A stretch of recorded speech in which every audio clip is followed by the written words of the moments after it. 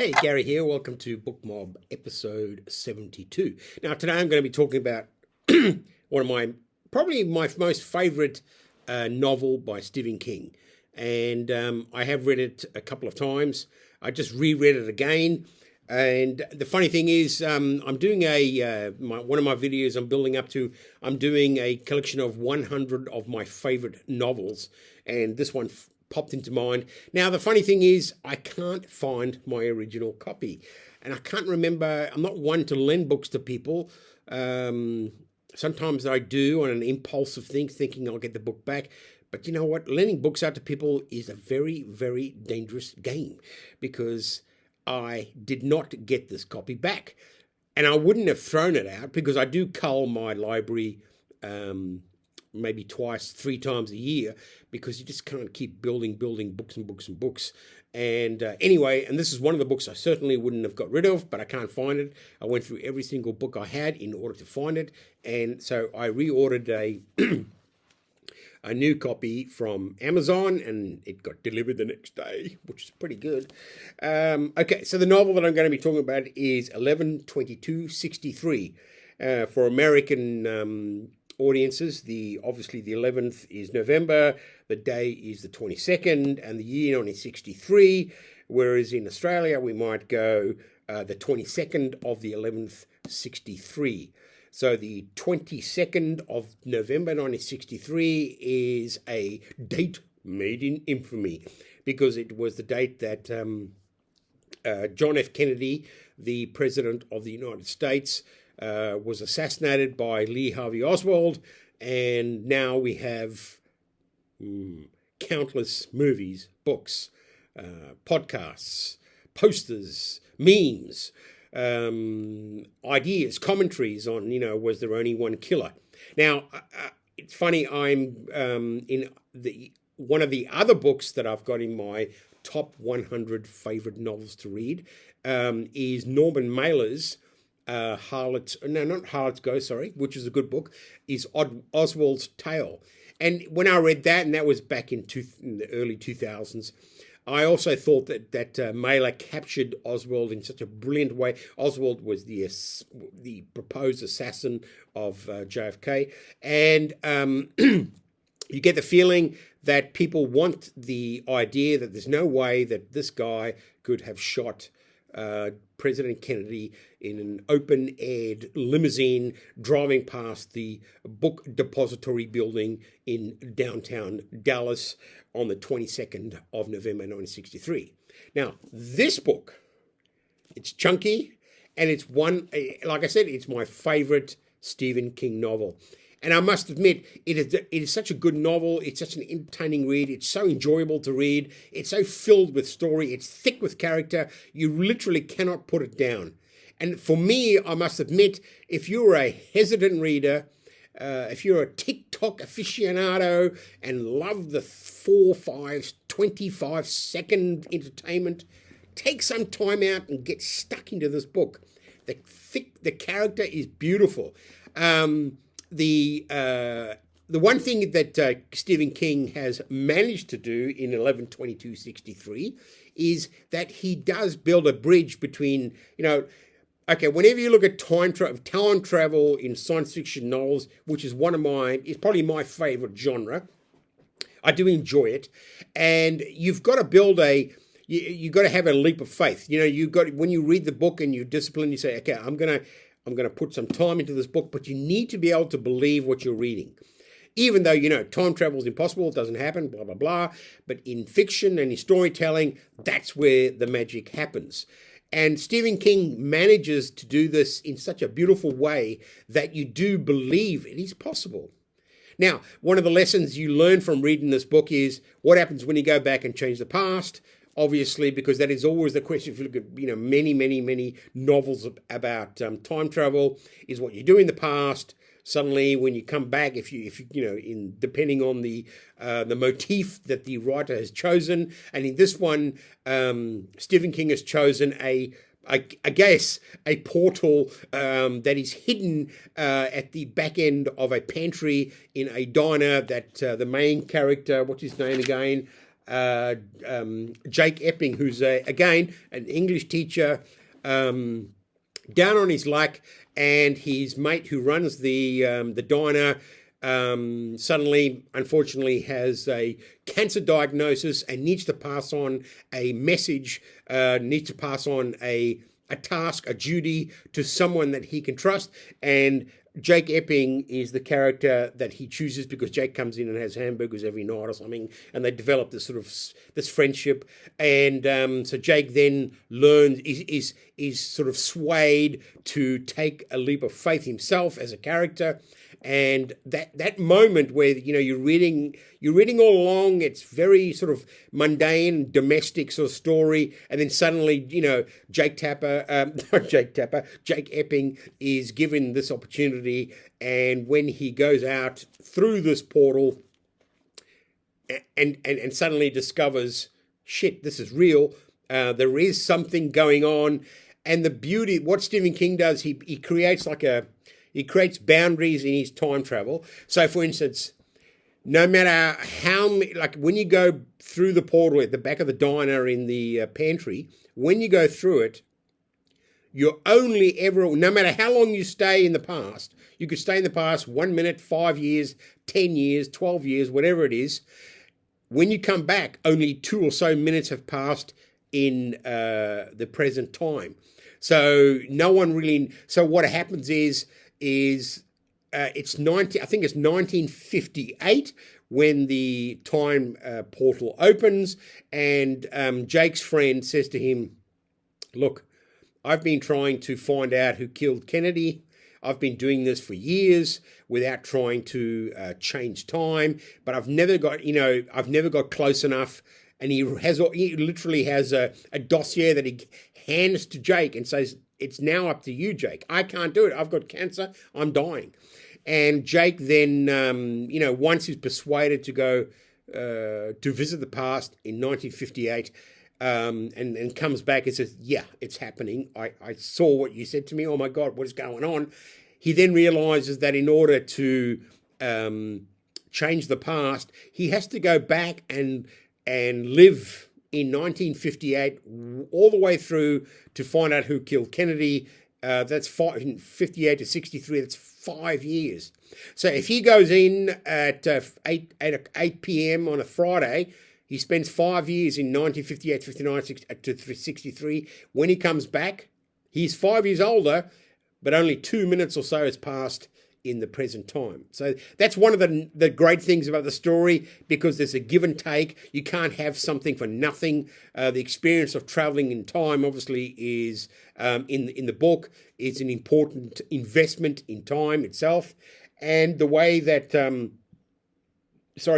Jake Epping experiences it, he goes back, he sees things, and he's excited. He goes through these great scenes where he tastes food and milkshakes and hamburgers and the way people dressed, and so there's this whole sort of nostalgic vein running through the beginning of the book about how the past, even though the past is dangerous, even though the past is full of creeps and nasty people, because Jake does meet some really real nasty people in his journey to try and stop the assassination of John F. Kennedy in November 1963. So when he does the journey, and when he comes back, he says yes, he'll help his friend who owns the diner. But unfortunately, his friend decides to take his own, he's very sick. So in order to, finish his pain, he, does a bit of self-euthanasia, and Jake is then left alone with he's the only person now left alone with all this information, with a secret. And basically, he then understands that the reason his friend took his own life was because he knew how important it was. The decision that Jake has to make is to go back in time to 1958, live the life there, and try and, work out how he can stop the assassination of JFK. And once that story starts ramping up after the initial, say, 200 or 300 pages, it really gets thick. And, of course, Jake falls in love, and that creates another, I guess, obstacle, another challenge. And the one thing that as you read the book, Stephen King beautifully sort of puts in these obstacles, and that if one of the things that you realize is that even though the past is just it's a subjective experience, it's not something you can fold up and put in a box. The time itself is almost like an organism. It doesn't want to be changed. The past itself does not want to be changed. So that creates a whole genre of stories for Jake to battle through. Bad actors, horrible people who try and, for whatever reason, try and stop. They don't know they're stopping Jake from killing the president. It's just that the way that the past is dealing with someone from the future who's come back to change the past then gets back. It fights back. The past itself is like a being that exists. It's a monster, and Stephen King knows a lot about monsters. He writes about monsters, but this monster is time, and it doesn't have a face, it doesn't have a body, but it does have a means.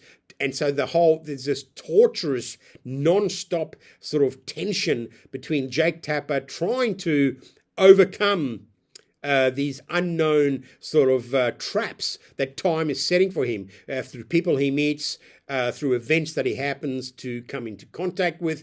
And that's what makes the story so frustratingly brilliant to read, because you want to get close to the end. You want to find out what happens. Now, I'm not going to give any spoilers away here, because that really would make the reading of the whole book, it kind of would empty out all the angst and all the challenges and all the pain and all the praise that Jake Epping goes through. So what I'm trying to get to is it's a great read. It's so entertaining. It's very chunky. I think how many pages? I mean, nearly 750 pages, and it's dense, but it's so entertaining. It's so enjoyable. You literally do not want to put it down because you want to find out what happens next. So it is a challenge to, I guess, the predominance of quick and easy, entertaining flash of, dogs pooing on people's faces, or your dogs chasing sticks and ending up in trees, stuck in trees with their legs hanging out. All that is great stuff too on TikTok.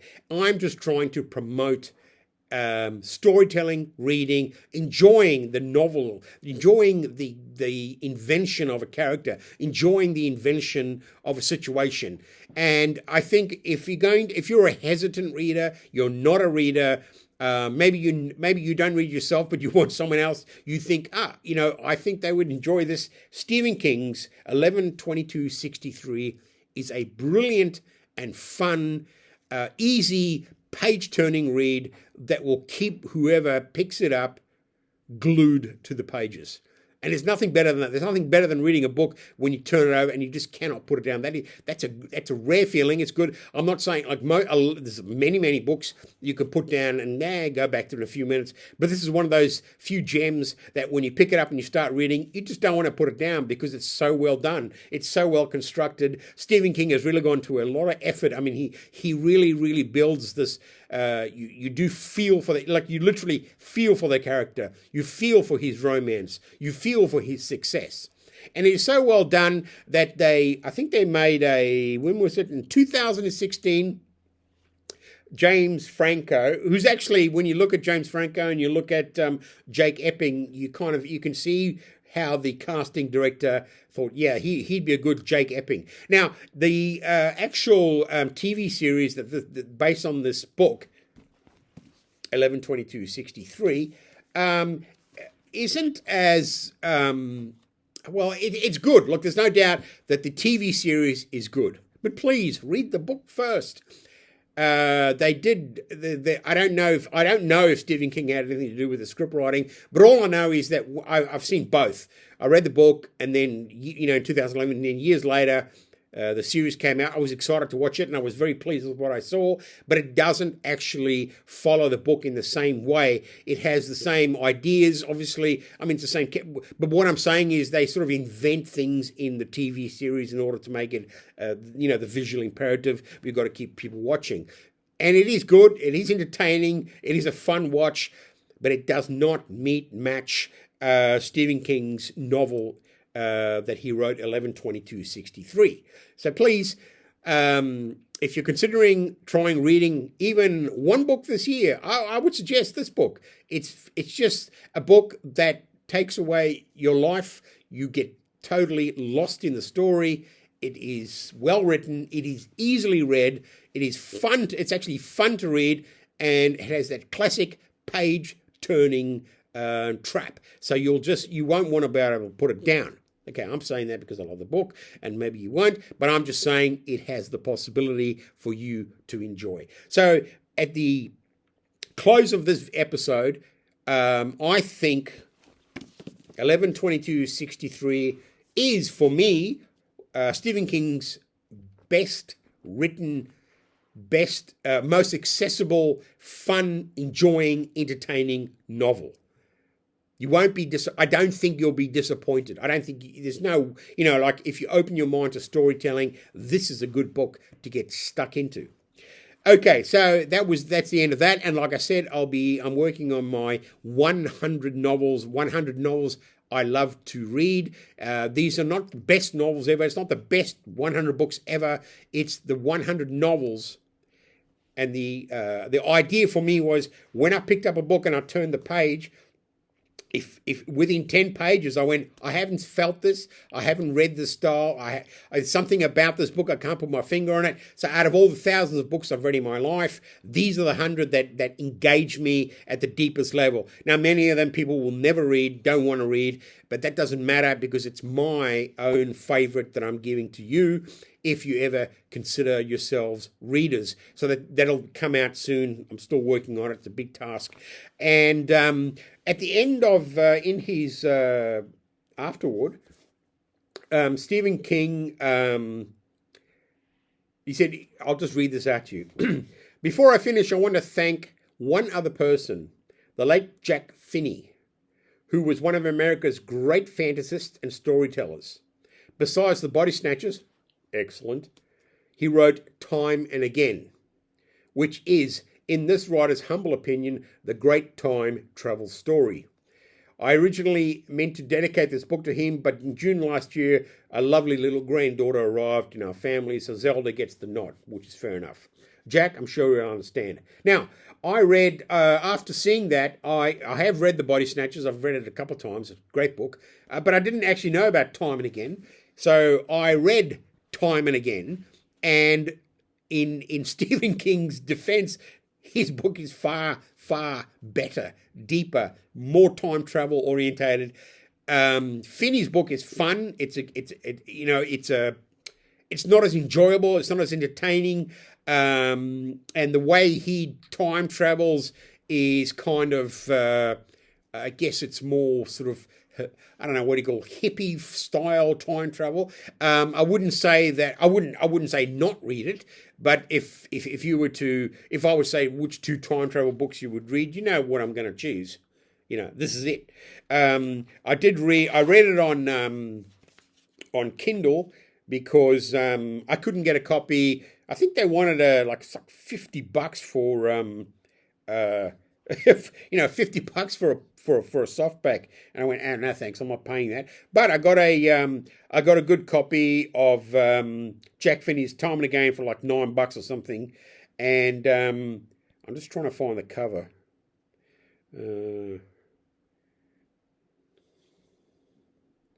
Hold on, give me a sec. It says updating your Kindle, blah blah blah. Anyway. Okay, well, I'm just going to put a picture up here of, I'll keep that picture up. But anyway, Time and Again, it was a fun novel, written, I think, in 1970, I just think King, yes, he used, there's some aspects of little bits and pieces, but 11/22/63 just blasts Time and Again into the stratosphere. So I wouldn't worry about... now, I don't want to turn people away from reading. If you want to read something, great, read it. But like I said, if you're reading two time travel books, Stephen King's 11/22/63 is the book that I recommend, and the book that I can almost say that you will enjoy it, that you will get something out of it. Okay, so that's it for today. And the next book I'm reading, I read this when I was very young. I think it came out in 87, 88. I might have been 20 or 21. Anyway, I'm gonna reread Clive Barker's The Hellbound Heart. This is Pinhead. I don't know if you know from Hellraiser, the movies. This was the novella that was written by Clive Barker. And so I read it, like I said, I read it decades ago, and I don't have the copy with me. So I bought another copy from Amazon for $20. And even though it's a novel and it's very short, I remember from my original reading, I was really, really into it, and I'd like to see how it goes now, because I was going to put it in my 100 most favorite novels, but I thought I'd better read it again just to make sure it held the same sting that it did from the original read. Okay, so that's it for today. Thank you for watching. Remember, Stephen King, 11/22/63, a really, really entertaining, fun read, page turner extraordinaire. And if you're going on a long trip, take this book with you. You'll love it. I think it's great. All right, thanks, and I'll come and be with you in. I haven't been here for 2 weeks because I had some surgery on my nose, and it's been pain nonstop for 2 weeks. But I'm on the upswing now, and hopefully I'll be back next week with another episode of BookMob. Remember, you can send me messages. You can send me emails. I think it's bookmob1966 at gmail.com. And if you want me to talk about books or you want to ask questions about books, please feel free to do so. Other than that, you can leave comments. Please like and subscribe if you want. It will be nice to build this channel a bit more. But at the end of the day, it's all about me and my reading my books. And if anyone if anyone watches this, that's a bonus. So thank you for your time. And I'll be seeing you in the libraries, in the bookstores, in the secondhand bookstores, and even on Kindle now. And keep reading.